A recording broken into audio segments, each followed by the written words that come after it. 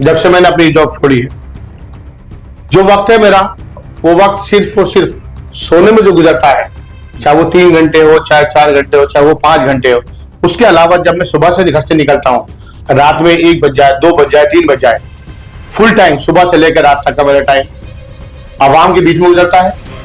चाहे वो हॉस्पिटल में गुजरे, चाहे वो स्कूल में गुजरे, चाहे किसी और डिपार्टमेंट में गुजरे, कि लोगों की मदद के लिए गुजरे, कहीं भी हम लोगों की मदद के लिए खड़े होते हैं। लोकल लीडर है, नेता है, उनका तो ये कहना है कि यहाँ पे अब ओवर क्राउडेड हो गया, यानी बटला हो, शाहीन बाग या ओखला की बात करें तो ओवर क्राउडेड है, यानी लोग ज्यादा हो तो जाए कहां। तो उनका वोट ना लेना, बस वो वोट ना ले।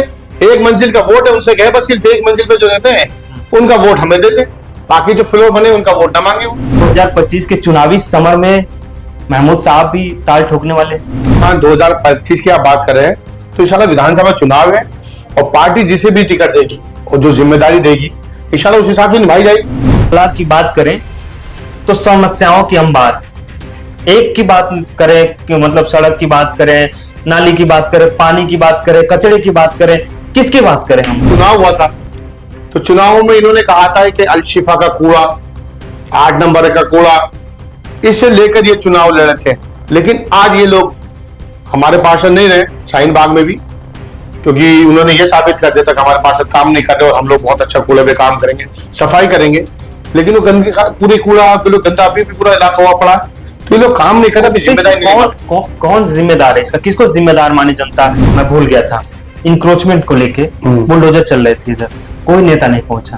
कोर्ट का हम सम्मान करते, कोर्ट के किसी भी ऑर्डर के खिलाफ हम लोग कभी गए और ना कभी जाएंगे, और हम उनके खिलाफ हैं जो बेवजह किसी की बिल्डिंगों को डालकर उसके डेमोलेशन कराते, उससे फिरौती मांगते, उससे उगाही करते, वो हम उससे खिलाफ हैं। बताइए, आपके खुद की मैं बात कर रहा हूँ, आपने मुझे 10 बार कॉल लिखा होगा तो 10 से 10 बार मेरी बात हुई होगी, आपकी नहीं होगी तो कॉल बैक आया होगा, हम कहाँ गए बताइए। महमूद साहब कोई जनप्रतिनिधि अभी थोड़ी है, एक आवाम के बीच में रहने वाले एक इंसान है, शायद हो सकता है हमदर्दी हो लोगों से तो आप चले जाते हैं। आम की समस्या बहुत है इस इलाके में, नो डाउट है, हेलो। तो ये मैं पूछूं कि आप चुनावी मैदान में उतरे हैं, तो इस इलाके की 5 ऐसी कोई समस्या बताइए जो आपके नजर में वो मेजर प्रॉब्लम है और उसको लेके चुनाव होनी चाहिए, उसको लेके वोटिंग होनी चाहिए, उसको लेके जनता के बीच में नेता को पहुंचना चाहिए। पार्टी में बता दो बहुत साफ साफ, जो नेता राजनीति में आ गया, जो काउंसलर बन गया, चाहे एमएलए बन गया, उसका कोई काम है नहीं अवाम के अलावा। भाई वो अवाम के लिए बने, तो अच्छी भी बुरी भी सारी चीजें, अवाम की जो परेशानियां है अवाम के इलाके। यहाँ तो नेताओं के ऊपर पोस्टर लग जाते हैं, लापता का पोस्टर लग जाता है, खोजबीन जनता करने लगती है कि हमारे नेता कहाँ गए। नमस्कार, आप देख रहे हैं दी कंटाप, मैं हूं आपके साथ प्रफुल्ल। हरियाणा और जम्मू कश्मीर में चुनावी तारीख का ऐलान होता है, उसके बाद हरियाणा से सटे दिल्ली की सियासत में भी सुगबुगाहट शुरू हो जाती है। दिल्ली में 2025 में विधानसभा चुनाव होने हैं, लेकिन उससे पहले ही यहाँ पे सियासी चर्चा गर्म है, सियासी उठापटक शुरू हो गई है। नेताजी मुस्कुराते हुए, चमचमाते हुए, अपने चेहरे के स्माइल से आपको धन्यवाद देते हुए नजर आएंगे, आपका अभिवादन स्वीकार करते हुए नजर आएंगे, क्योंकि सियासत में अगर पोस्टरों पे नेताजी ना दिखे तो शायद ये कहा जाता है कि उनको वोट नहीं मिलेगी और जनता उनको एक पहचान नहीं देगी। एक कहावत और एक डायलॉग मुझे याद आ रहा है कि फटा पोस्टर निकला हीरो। तो चुनाव जैसे करीब आता है वैसा ही फटा पोस्टर नहीं बल्कि चिपका पोस्टर और बाहर निकला नेता वाला, ये कहानी यहाँ पे आप चरितार्थ देखेंगे। खैर, ओखला विधानसभा के बारे में हम बातचीत करेंगे कि ओखला विधानसभा 1977 में अस्तित्व में आया और अब तक जितने चुनाव हुए उसमें से 7 बार मुस्लिम विधायक रहे, 7 बार मुस्लिम विधायक रहे। लेकिन इसकी बदहाली की कहानी भी अलग है और उन्हीं बदहाली की कहानियों पे हम आज चर्चा करेंगे। और हमारे साथ बातचीत करने के लिए जो खास मेहमान मौजूद है वो आम आदमी पार्टी के नेता हैं, सामाजिक कार्यकर्ता हैं। आप 12 बजे रात में भी आप कहीं ढूंढिएगा उनको तो वो मिल जाएंगे, गली चौराहे हॉस्पिटल में किसी की मदद करते हुए। महमूद साहब जो हमारे साथ बातचीत करेंगे, बहुत बहुत स्वागत है आपका द कंटाप में। शुक्रिया, बहुत बहुत। शुरुआत करते हैं, चुनावी चर्चा है और चुनाव पे हम बातचीत कर रहे हैं। तो 2025 में चुनाव होने, तो क्या 2025 के चुनावी समर में महमूद साहब भी ताल ठोकने वाले? देखिए, सबसे पहले तो आपके दर्शकों को मेरा सलाम अर्ज है, अस्सलाम वालेकुम। देखिए, जहां तक चुनाव की बात है तो चुनाव की तैयारी तो हर इंसान, हर नेता करता है और उसकी एक ख्वाहिश भी होती है। जब राजनीति में आता है तो उसकी ख्वाहिश भी होती है कि वो चुनाव लड़े, चुनाव जीते। तो इसमें कोई बड़ी बात नहीं है, हर किसी की जो नेता की ख्वाहिश होती है। कुछ लोगों का काम होता है कि वो सोचते हैं कि हम लोग काम करें बेहतर से। जो राजनीति करता है तो जाहिर सी बात है, उसका पहला जो उसकी पहली ख्वाहिश राजनीति में चुनाव होती है।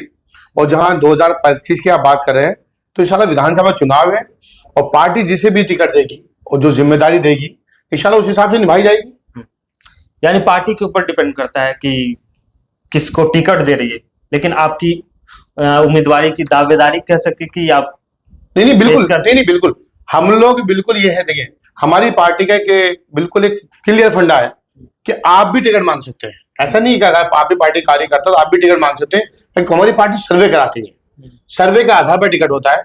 और जहां तक विधानसभा की बात है टिकट मांगने की, वाकई मैं टिकट मांग रहा हूं और पार्टी से हम लोगों ने बिल्कुल कहा है कि हम लोग टिकट, हम लोग आप सर्वे कराइए और सर्वे के हिसाब से, और पार्टी सर्वे कराती है और सर्वे के हिसाब से जैसे बनता है उसी हिसाब से टिकट होगा। हम पार्टी के साथ में, और पार्टी से हमने कहा है कि सर्वे के आधार पर आप टिकट देते हैं और हम उसी हिसाब सर्वे के साथ में मान लेते हैं कि आपको टिकट मिल जाती है, पार्टी की तरफ से टिकट दे दी जाती है जी। फिर हम जनता की तरफ से सवाल पूछ सकते हैं कि जनता आखिर आपको ही क्यों चुने? हाँ जाहिर, क्यों वोट दे आपको? देखिए, ऐसा है, आपको जैसे जानकारी है या होगी या मैं बता देता हूं। मैं लगभग 13-14 साल से, जब से मैंने अपनी जॉब छोड़ी है, जो वक्त है मेरा, वो वक्त सिर्फ और सिर्फ सोने में जो गुजरता है, चाहे वो 3 घंटे हो, चाहे 4 घंटे हो, चाहे वो 5 घंटे हो। उसके अलावा जब मैं सुबह से घर से निकलता हूँ, रात में 1 बज जाए, 2 बज जाए, 3 बज जाए, फुल टाइम सुबह से लेकर रात तक का मेरा टाइम आवाम के बीच में गुजरता है। चाहे वो हॉस्पिटल में गुजरे, चाहे वो स्कूल में गुजरे, चाहे किसी और डिपार्टमेंट में गुजरे, या लोगों की मदद के लिए गुजरे, कहीं भी हम लोगों की मदद के लिए खड़े होते हैं। आप ओखला में मालूम करिएगा, 24/7 का मतलब महमूद, आप कभी भी आजमाइएगा, इंशाल्लाह रात हो या दिन हो, हमेशा हम खड़े मिलेंगे और आवाम के लिए खड़े रहें। और आवाम के बीच में हम लोग बिल्कुल ऐसे रहते हैं जैसे उनका एक परिवार का हिस्सा है। तो जाहिर सी बात है, जब परिवार के हिस्से के तौर पे काम कर रहे हैं तो ओखला हमारा परिवार है और ओखला हमें पसंद करता है, हमारा परिवार बनकर। ओखला की बात करें तो समस्याओं की अंबार, एक की बात करें कि मतलब सड़क की बात करें, नाली की बात करें, पानी की बात करें, कचरे की बात करें, किसकी बात करें? हम इतने लोग काम कर रहे हैं। कई बार यहाँ से मुस्लिम बाहुल इलाका है तो मुसलमान ही चुन के जाते हैं, लेकिन इसकी बदहाली की तस्वीरें जो है वो बदलती नहीं है। इसके लिए अब इस पे क्या? ऐसा है, जहां तक गंदगी की बात है तो ये एमसीडी की जो पार्षद है ये उनकी जिम्मेदारी बनती है। जैसे अभी हमारे जो पूरे ओखला विधानसभा के अंदर 5 पार्षद है, 5 में 2 कांग्रेस के हैं, 2 बीजेपी के हैं और 1 हमारे आम आदमी पार्टी से है। जो शाहीन बाग वार्ड है उसमें कांग्रेस के पार्षद है, तो जाकिर नगर वार्ड है उसमें भी उसमें कांग्रेस के पार्षद है। और आप वहां से जाकिर नगर से आप ये शाहीन बाग तक का पूरा इलाका ले लीजिए, जब वाकई नो डाउट गंदगी का अंबार लगा है, लोगों को निकलने तक की जगह नहीं है और बहुत बुरे हालातों में है। और जब चुनाव हुआ था तो चुनावों में इन्होंने कहा था कि अलशिफा का कूड़ा, 8 नंबर का कूड़ा, इसे लेकर ये चुनाव लड़े थे। लेकिन आज ये लोग हमारे पार्षद नहीं रहे शाहीन बाग में भी, क्योंकि उन्होंने ये साबित कर दिया था कि हमारे पार्षद काम नहीं कर रहे और हम लोग बहुत अच्छा कूड़े पे काम करेंगे, सफाई करेंगे। लेकिन वो गंदगी पूरी कूड़ा गंदा अभी भी पूरा इलाका हुआ पड़ा है, तो ये लोग काम नहीं कर रहे। जिम्मेदारी नहीं, कौन जिम्मेदार है इसका? किसको जिम्मेदार माने जनता? क्योंकि देखिए दोनों पार्टियों को वोट देती है। अगर देखा जाए तो यहाँ से विधायक जो होते हैं अमूमन कांग्रेस या आम आदमी पार्टी के, 10 साल अगर पीछे चले जाइए और 10 साल आम आदमी पार्टी के भी हो रहे हैं, तो कौन जिम्मेदार है इसके लिए? लोकल नेता को माना जाए या पार्टी लेवल पे बात करें कि पार्टी लेवल के लोग हैं जो इसके लिए काम नहीं कर पाते हैं या यहाँ की आवाज को वहां नहीं पहुंचा पाते हैं? देखिए, ऐसा है, जब सरकारें बनती है तो सरकारों का काम क्या होता है? सरकारों का काम, जैसे फॉर एग्जांपल मैं बताऊं, सरकार ने ऐलान किया कि आपको 200 यूनिट बिजली फ्री मिलेगी, पानी जो है आपको फ्री मिलेगा, बसों में सफर महिलाओं के लिए फ्री होगा, इसी तरह अस्पतालों में दवाइयां फ्री होंगी, अच्छा इलाज मिलेगा, पूरा एजुकेशन का सिस्टम बदला जाएगा। ठीक है, ये सारा काम क्या, ये हो गया सरकार का काम। जब सरकार के बाद में जो नुमाइंदे होते हैं जो जीत कर आते हैं, चाहे वो एमएलए हो, चाहे वो एमपी हो, चाहे वो पार्षद हो, उनका काम क्या होता है, उनका इलाके वाइज काम होता है। अगर वार्ड है तो काउंसिलर का काम है, और विधानसभा है तो एमएलए का काम है। अगर कोई भी रोड बनना है, फॉर एग्जाम्पल अगर सीवर डलता है तो जल बोर्ड का सीवर डाला है तो जाहिर सी बात है कि जल बोर्ड में विधानसभा की जिम्मेदारी बनती है, विधायक की जिम्मेदारी बनती है। रोड बनता है, जहां पर फ्लड का रोड बनता है तो वो विधायक की जिम्मेदारी बनती है, और एमसीडी का है तो जाहिर सी बात है काउंसिलर की जिम्मेदारी बनती है। तो इसी तरह काम बटे हुए हैं। कोई भी काम ऐसा नहीं है जो काम का पता नहीं हो। अगर कूड़ा पड़ा है तो एमसीडी का काम है, काउंसिलर का काम है। अगर सीवर भी डाला है उसमें, तो कई जगह पर क्या होता है, जल बोर्ड सीवर डालती है तो जाहिर सी बात है वो सरकार का उसका नुमाइंदे का काम है। तो ये जिम्मेदारी जो बनती है इलाके वाइज, ये नुमाइंदों की बनती है, और सरकार अपना बेहतर काम कर रही है। लेकिन कहीं जब नुमाइंदा कहीं थोड़ा सा ढीला पड़ जाते हैं तो उसकी वजह से आवाम को परेशानी का सामना करना पड़ता है। आवाम को परेशानी का सामना करना पड़ता है। और दूसरी बात ये आपने कहा कि नुमाइंदे जो लोकल लीडर है, नेता है, उनका तो ये कहना है कि यहाँ पे अब ओवर क्राउडेड हो गया है। यानी बटला हाउस, शाहीन बाग या ओखला की बात करें तो ओवर क्राउडेड है, यानी लोग ज्यादा हो तो जाए कहाँ जाए। उसका क्या समस्या है? क्या उनको घरों से बाहर निकाल के फेंक दिया जाएगा? उन समस्याओं को बस देखते रहिए कि नहीं आप समस्या में रहिए या नहीं तो छोड़ दीजिए। अगर कोई भी ये कहता है ना नेता कि ओवर क्राउड हो गया है, तो उनका वोट ना लेना, बस वो वोट ना ले। एक मंजिल का वोट है, उनसे कहे बस सिर्फ एक मंजिल पे जो रहते हैं उनका वोट हमें दे दे, बाकी जो फ्लोर बने उनका वोट ना मांगे वो। जो भी नेता अगर इस बात को कहता है कि ओवर क्राउड हो रहा है इलाके में, अरे उनके ओवर क्राउड जो हो रहा है उनके वोट से जीत करा रहे हो आप। उन्हें ये कहोगे ओवर क्राउड हो रहा है, पॉपुलेशन बढ़ रही है, आप उनके वोट नहीं ले रहे क्या? वोट तो सबके ले रहे हैं। ये सब टालने वाली बातें होती है। अगर कोई ऐसा कहता है कि ऐसा हो रहा है, वैसा हो रहा है, इसकी वजह से काम नहीं हो रहा, तो ये बहानेबाजी है। ये बहानेबाजी नहीं चलनी चाहिए। काम करने से काम होता है। जब काम आप नहीं करेंगे तो जाहिर सी बात है आपके पास 100 बहाने निकालने की कोशिश करेंगे। 100 बहानों की जरूरत नहीं है। मैं इस बात को बिल्कुल नहीं मानता हूं कि अगर कोई ये कहने लगे कि ये काम नहीं हो सकता, सब काम पॉसिबल है, सारे काम हो सकते हैं। एक वक्त वो था, एक वक्त मैं आपको जवाब भी दे रहा हूं, एक वक्त वो था जब इलाके में लोग कहा करते थे कि यहां से क्राइम खत्म नहीं हो सकता। एक एसएचओ आए थे, उनका नाम लेने में मुझे कोई एतराज नहीं, पूरा ओखला उनका नाम लेता है। एक एसएचओ आए थे, उपेंद्र नाम था उनका, वो भी एसएचओ थे, डिपार्टमेंट से थे, और बाकी आ रहे बाकी आए थे वो भी डिपार्टमेंट से। क्राइम करके नहीं दिखा दिया किसी ने, लेकिन क्राइम खत्म करके दिखा देता। इसी तरह कोई भी काम ऐसा नहीं इलाके के अंदर अगर चाहें तो ना हो, अगर नहीं करेंगे तो नहीं होगा, और जब करेंगे तो जाहिर सी बात है लोगों की परेशानियां, लोगों की समस्याएं वो सब खत्म हो जाएंगी। उन्होंने तो क्राइम खत्म किया था, लेकिन फिर ओखला फिर वही वो अपनी जगह पे आ गया। तो मैंने एक एग्जांपल दिया। देखिए कई बार क्या होता है, आपको जो गलत लोग होते हैं उन्हें जो सपोर्ट मिलती है, संरक्षण प्राप्त होता है, मिलता है उन्हें, वो कहीं ना कहीं लोकल लोगों का जो थोड़े से अपने मजबूत इलाके में वो थोड़ा सपोर्ट कर जाते हैं, उसकी वजह से नुकसान होता है। मैं इस पे आने ही वाला था कि ये भी कहा जाता है इस इलाके में कि रसूख चलता है किसी किसी का, कि मतलब फलाने चाचा हो, एक सीरीज भी है ये चाचा हमारे विधायक है, तो ऐसा यहाँ पे भी है कि चाचा हमारे नेता है, भैया हमारे नेता है, क्या कर लोगे? तो फिर ये एक समीकरण भी यहाँ देखने को मिलता है। तो इस पे आप क्या कहेंगे? ये राजधानी है, चलना नहीं चाहिए। ये राजधानी चलना नहीं चाहिए, और काफी तक चलता भी नहीं है। कोशिश की जाती है लेकिन नाकामयाबी हाथ लगती है। ये ओखला विधानसभा जो है, ये हिंदुस्तान के अंदर मुस्लिम इलाकों में, हिंदुस्तान के अंदर सबसे ज्यादा पढ़ा लिखा इलाका है। आप किसी भी गली में आप चले जाइए, किसी भी मोहल्ले में आप चले जाइए, मैं एक गली की बात कर रहा हूं, किसी आप एक गली में जाइए, आपको वहां डॉक्टर मिलेगा उस गली में, श्योर। कोई गली उठा लीजिए पूरे ओखला के अंदर, आपको उसमें एक डॉक्टर एमबीबीएस मिलेगा, आपको एक प्रोफेसर साहब आपको मिलेंगे, एक एडवोकेट वहां पे आपको मिलेंगे, और एक टीचर वहां पे आपको मिलेंगे। मतलब वेल एजुकेटेड आपको वहां पे कोई ना कोई मिलेगा जरूर। हो सकता है ये सारी चीजें एक बिल्डिंग में भी हो सकते हैं। इतने ज्यादा पढ़े लिखे लोग हैं यहाँ पर, लेकिन पढ़े लिखों की आवाज को दबाने की कोशिश की जाती है। और पढ़े लिखे क्या करते हैं, वो कोशिश ये करते हैं कि वो थोड़ा सा उन सब चीजों से बच के निकल जाते हैं। तबके अगर कहीं ऐसा लगे तो उन्हें चाहिए, बिल्कुल चाहिए कि उसका अपोज करे, कोई गलत कर रहा है। सरकार तो आपकी है नहीं, सरकार में क्यों, कौन सा काम है जो नहीं रहा? क्या बिजली फ्री नहीं दी सरकार ने? क्या हॉस्पिटल अच्छे नहीं किए सरकार ने?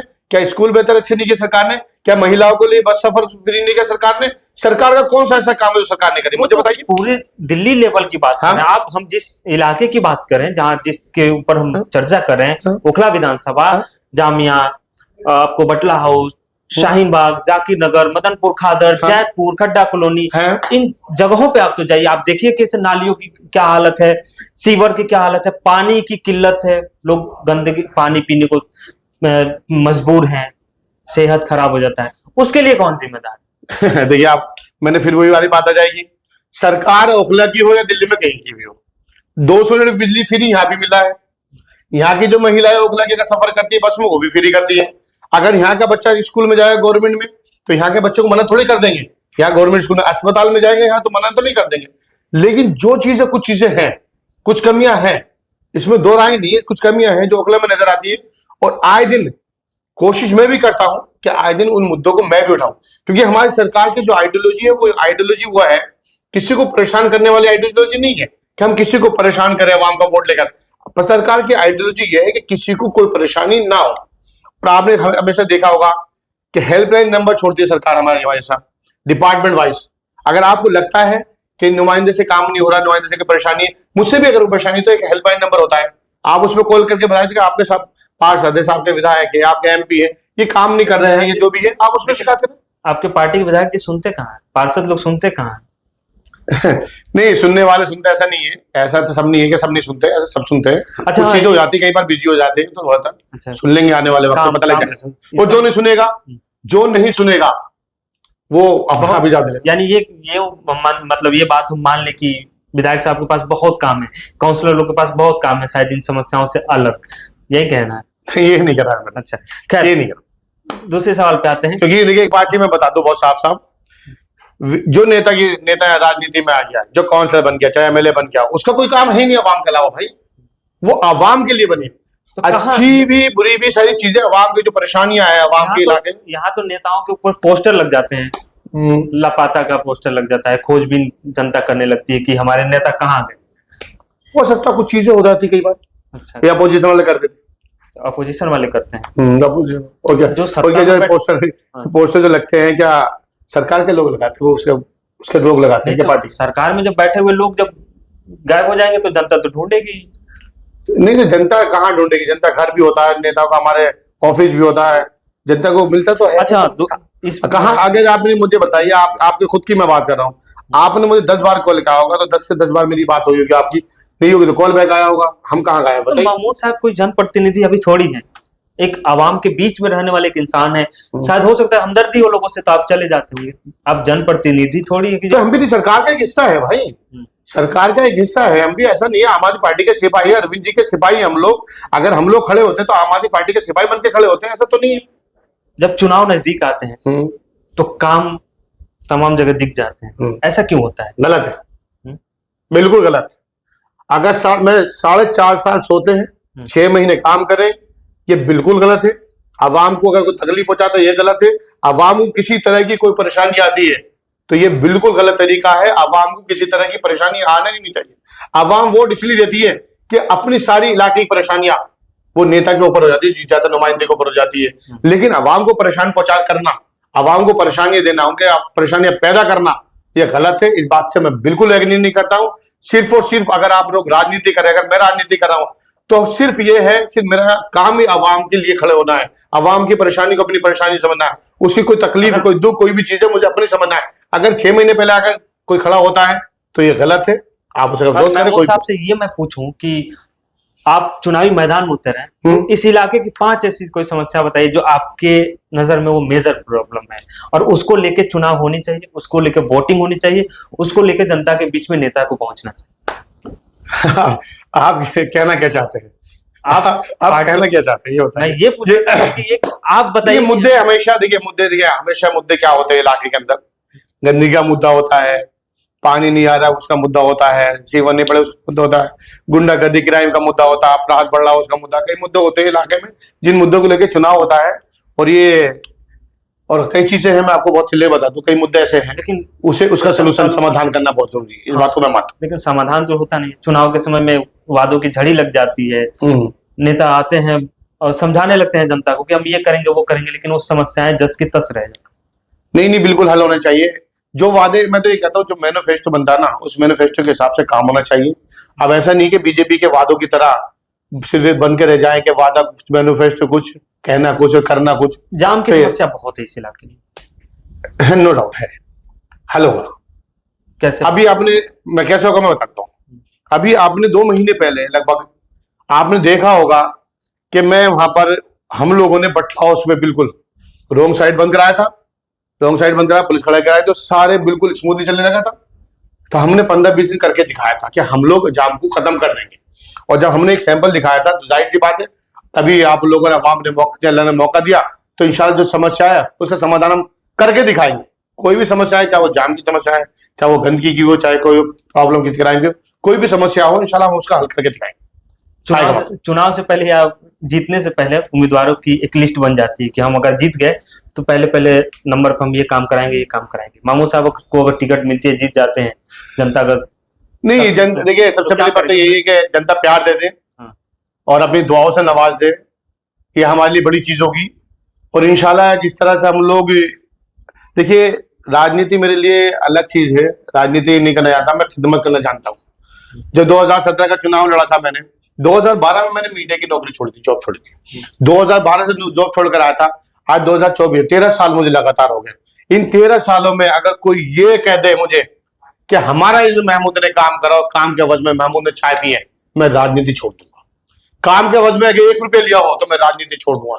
काम के अवज में मैंने अगर कोई भी काम उनका करके सब लिया हो तो मैं राजनीति छोड़ दूंगा। मैं भूल गया था, इंक्रोचमेंट को लेके बुलडोजर चल रहे थे इधर, कोई नेता नहीं पहुंचा। शायद आप पे कोई एक लीगल नोटिस आई थी, मैं जहां तक वो जो डेमोलेशन, देखिए ऐसा है, अगर डेमोलेशन की जो बात है, वो जो डेमोलेशन जो होते हैं ना, ये हाई कोर्ट और सुप्रीम कोर्ट का ऑर्डर से डेमोलेशन है। और हाई कोर्ट और सुप्रीम कोर्ट के जो डेमोलेशन कभी, और कोर्ट का कोई भी कोर्ट का ऑर्डर होता है, उस कोर्ट का ऑर्डर में हम लोग बीच में नहीं बोलते हैं। कोर्ट का हम सम्मान करते हैं, कोर्ट के किसी भी ऑर्डर के खिलाफ हम लोग कभी गए और ना कभी जाएंगे। और हम उनके खिलाफ हैं जो बेवजह किसी की बिल्डिंगों पर डालकर उसके डेमोलेशन कराते, उससे फिरौती मांगते, उससे उगाही करते, वो हम उससे खिलाफ है। ये सब बंद होना चाहिए। और हम तो अभी जो पुलिस के आला अधिकारी हैं उनसे लगातार हम कांटेक्ट में हैं। हम यही चाहते हैं, हम उनसे यही बात रखेंगे कि जो अब तक के मामला थे, जो बिल्डिंगों के अब तक के मामला थे, तो वो कोर्ट में चले हैं। जो आने वाले मामला होंगे, जो अगर कोई किसी का केस डालता है तो उससे खिलाफ फिरौती की एफआईआर होनी चाहिए। कैसे होनी चाहिए फिरौती की एफआईआर, मैं बता रहा हूं।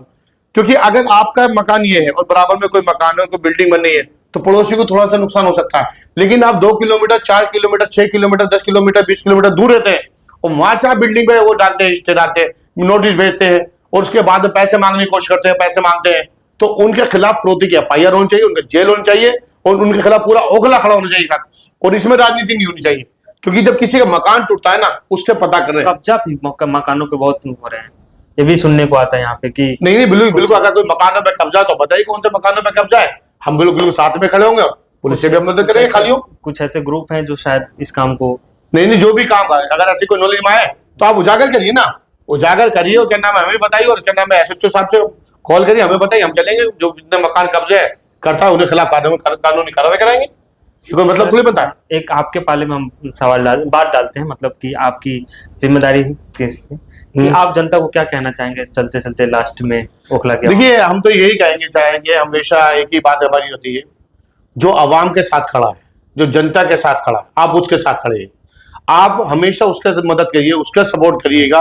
जो आपको लगता है यहाँ इलाके के अंदर, आप ये मत मानिए कि जैसे फॉर एग्जाम्पल मेरे साथ 20 लोग हैं, वो मेरे लिए करते चुनाव लड़ाते, आप उनकी मत मानिए।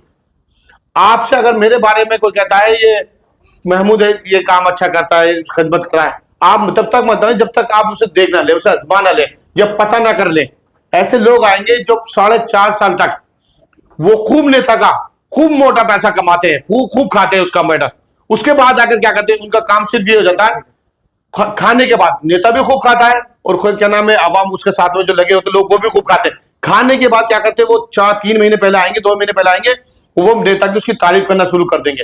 वो किस लिए करना शुरू कर देंगे, ये नहीं देखेंगे कि 4-4.5 साल तक अवाम के लिए काम किया ही नहीं किया, लेकिन वो क्या करेंगे, उस नेता की तारीफ करेंगे और उससे वोट दिलाएंगे। उसे आप पता कर लिए, उससे कहने पर वोट मत देना, आप अपने कहने पर वोट देना, और ऐसे वोट देना जो आपके साथ खड़ा हो, जो हमेशा आपके साथ खड़ा हो। 5 साल बाद एक परिवर्तन का मौका मिलता है और आपको अपने प्रतिनिधि को चुनने का भी, क्योंकि अगर 5 सालों में आपके लिए अगर वो काम नहीं किया है तो आप उसको बदल सकते हैं, आप एक विकल्प के तौर पे एक दूसरा अपना नेता चुन सकते हैं। तो खैर आपके हाथ में होता है आपका आने वाला कल, आपके बच्चों के आने वाला कल, आपके बच्चों का भविष्य।